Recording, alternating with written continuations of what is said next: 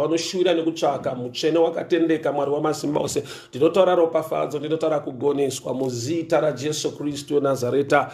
Amen, amen. I also take this opportunity nditaure nemi hama dzangu, especially those guys who are in South Africa. Kana usina a funeral policy, kana usina kujoina anything to do with the funeral, zvakaita sezororo pumlani, zororo pumlani, you can talk to me ku inbox nditaure newe. Vane favorable rates avo ekuti uve part and parcel of the family. It's good to belong to the Zororo Pumulani family. So vari ku SA, especially vari South Africa and diaspora, you can talk to me concerning issues Zororo Pumulani. Kana usina funeral police, kana usina funeral police uri ku South Africa or else uri kune dzimwe nyika, talk to me. Tine a good offer, a good package tinayo ku Zororo Pumulani family. So you can talk to me concerning funeral policy Zororo Pumulani ku inbox kwangu. Mwari vachititira zvakanaka. Unoziva hama dzangu muupenyu, chakaberekwa chinofa, atizive musi, atizive nguva. So haugone kuzoronga zvinhu panhamo, asi unogona kuva munhu akarongeka nokuti zvinhu izvozvo zverereu. Chakaberekwa chinofa, nguva inosvika tisingatarisire. So if you want to join a funeral, funeral police, just talk to me ku inbox ne issue Zororo Pumulani. God bless you. Mwari wakitri nyasha. My Denzel Zaranyika, how are you doing? Stephen Dube, how are you doing? God bless you. Mwari wakitri nyasha. Mwari wakuropa fadze. Mwari wakugonese. Ishe wakuchengete. Mark Matimbura. May the good Lord bless you. May the good Lord. I was ministering yesterday lunch hour. Police PGHQ. I was talking about the scripture Mark chapter 2 Kings chapter 4. 2 Kings chapter 4. 2 Kings chapter 4. Ndine line randandi shene mimangwanani ano. Retuti gone kunamata uyene kutenda Mwari. 2 Kings chapter 4. Ishe mkadzi aivane akasirwa chikweleti nemurume wake. So ndodande verenge this line. 2 Kings chapter 4.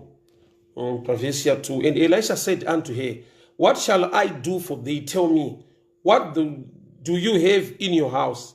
And she said, thy handmaid had nothing at all in the house, save a pot of oil. Save a pot of oil. Verse 3. Then he said, go borrow vessels abroad of all thy neighbors, even empty vessels. Borrow not a few. So mukadzi uyu wakaenda mucommunity akanokumbira zvitini ndokubva zvowana zvakawanda akazodurura mafuta ake. Iye achitaurwa naye naElisha anoti, handina chandinacho munhu waMwari except a jar of oil. Handina chandinacho asi kuti ndine tumafuta tushoma turi mumba. So ndokubva ndichienda mucommunity maunogara from your neighborhood and borrow vessels, my empty vessels. Akakumbira akawana mavessels akawanda akapinda nawo mumba akadurura. Ipapo ndopanda nditsanangure papa. Kutowana ma empty vessels mu neighborhood yake mu community, that was a sign yekuti vamwe havasisina mafuta acho. The community was now dry. She was the only person ane chitini chine something, a jar of oil. But baakanokumbira ma jars from neighbors, akawana many empty jars. Iye angasati ava empty, others were now empty. So kare pandaiverenga scripture ndainakidzwa uye ndaifarira the increase, the miracle yekuti mafuta akawanda paakatanga kudurura. Kusvika Mwari mweya mutsvene vandinongedzera on this line kuti uri kuona here kuti the miracle had already begun in the house of this woman, of this widow, but she was not aware. Kusvika azoenda mucommunity akumbira zvitini zviri empty, ndo paakawana zvitini. To her ndo yakava assurance, ndo chakava chiziviso chokuti sometimes we can complain tichitadzawo kutenda Mwari nekuda kwekuti zvishoma zvatinazvo iriko season mwaka nenguva yekuti unogona kutoshayiwa nezvishoma zvacho. So mukadzi uyu ane mafuta asiri kupera zvekuti ndiye anga ane mafuta musociety, mucommunity yaaigara. Paakanokumbira zvitini zvakawanda, muprofita ari kutomuratidza kuti kune vakawanda vane ma-empty jars, kune vakawanda va-dry, kune vakawanda vasisina chinhu. Iwewe mukuchema kwako, there is something that you have and you are not aware kuti God is sustaining you to an extent yekuti hazvisi kutopera mashoma, but une nyasha dzekuti haaperi. enda kune vamwe musociety maunogara mucommunity uchaona kuti maempty jars they are many. So ipapa ndakadzidza kuti muzvishoma zvandiinazvo, muzvidiki zvandiinazvo, pane kungocomplaina uye nekushuvira kuti dai ndine zvakawanda, I need to thank God. God is sustaining me. There is a blessing in the miracle pamari shoma ndinobata. There is a blessing in the miracle pazvishoma zvandiinazvo. Nekuti nedzimwe nguva you can imagine kuti pamari shoma yaunobata iyoyo pakanzi paitika dambudziko rechirwere chinoda mari zhinji, nyaya chaungaigone. But chambopa kuti Mwari vabate kuutano hwako, urambe une utano. I mean, I was going to papa. I want to show you something. Pane nguva yekuti munana watiri kuda kuwanda kwemari, munana watiri kuda kuwanda kwezvimwe zvinhu, kuwanda kwakanaka, increase yakanaka. Mwari une nyasha dzekuti zvinhu zviwande. But pane pamwe pekuti tiri kutadza kuonawo dzimwe nyasha kuti muzvishoma is sustaining us. Vari kutichengeta Mwari. Tiri kuwanirwa nyasha muzvishoma.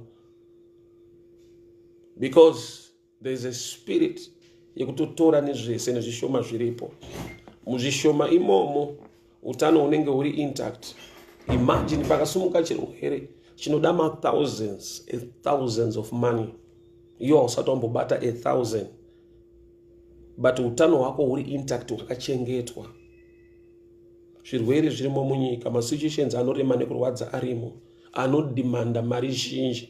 But mushoma yako unotadza kuona nyasha dzeumwe utano hwawakapiwa naMwari, kuti gore rinopera usina kutsika muchipatara. Ukanzwa mabills, mahospital bills ari kubhadharwa, dai watenda Mwari nechipo cheutano neupenyu, nokuti mushoma yauinayo pakanzi pasumuka urwere. But Mwari vakanobata utano. Saka iwe chauri kuona tumafuta tushoma, imari shoma, chausiri kuona kuti muzvishoma nhamo dzinoda zvizhinji hadzisi kukuwira. Mwari vari kukupa nyasha dzekukusustaina. So this lady wakaenda mucommunity akanokumbira mafuta, akanokumbira zvitini. Muprofita atomuudza kuti go and borrow many. Kuti prophetically ari kutoona kuti the community is very dry. There are many vasina anything. Go and borrow many vessels. So kwana kwakaita maempty jars akawanda, ndo yaifanwa kuva a revelation inomupa kundopfuga mari mumba make. Kundopfuga mari mumba make. Kuti Mwari, mukuchema kwangu ndaona ruoko rwenyu rwekundisustain nenyasha. Mike T Tole, kana tsana vachigara pamba patsano kana sisi vakadzingwa tsana amire kunza tikoina ufa kuenda chete. That was 2014, that statement in there 2014 per street. Yeah. Those were the days. Jacinda Wana, how are you doing? Mike Tumbari, how are you doing? God bless you. Jacob Masuka, how are you? God bless you. Simbarashe Cheusi Makoni, God bless you. So there are times yekuti focus yedu iri pakuti danda itasa ningi. Focus yedu iri pakuti danda bata mari zhinji seinobatwana ningi. Focus yedu iri pakungoshwira zvakawanda zvakakura. Iko kuva nechishuwo chinhu zvakanaka hakuna kuipa. But unomboziva here kuti tinogona kusvika patinokanganwa nekutadza kutenda Mwari. Nokuti dzimwe nguva vane zhinji yacho vari kuyemura dai ndiri nhingane zhinji. Vane mahidden issues ausingazive vari kutochemawo. There were many empty jars in that society, and that was a sign that she was the one ari kusustainwa by grace. Tushoma hatu hatusi kupera. Saka dzimwe nguva tinotadza kuona zvimwe zvinhu zvakanaka zviri kuitwa naMwari nekuda kwekuti we compare our lives nevamwe. Linet Denzel, how are you doing? God bless you. Konima Nyange, God bless you. Tambudzai Matibiri, may the favor of the Lord be upon your life in the mighty name of Jesus. Maxo Muronda, how are you? Sarah Candignado, God bless you. Edimato, may the favor of the Lord be upon your life. Mighty Nevimbo, God bless you. Mariwaki Trenyasha, Mariwaku Ropa Fadze, Mariwaku Chenkete, Mozita, Rajeso, Christo, Nazareta, Blutima Bonzo, may the good Lord bless you. May the good Lord favor you. Saviors, Bram, may the favor of the Lord be upon your life this morning in the mighty name of Jesus. Patricia Muzitiri, God bless you.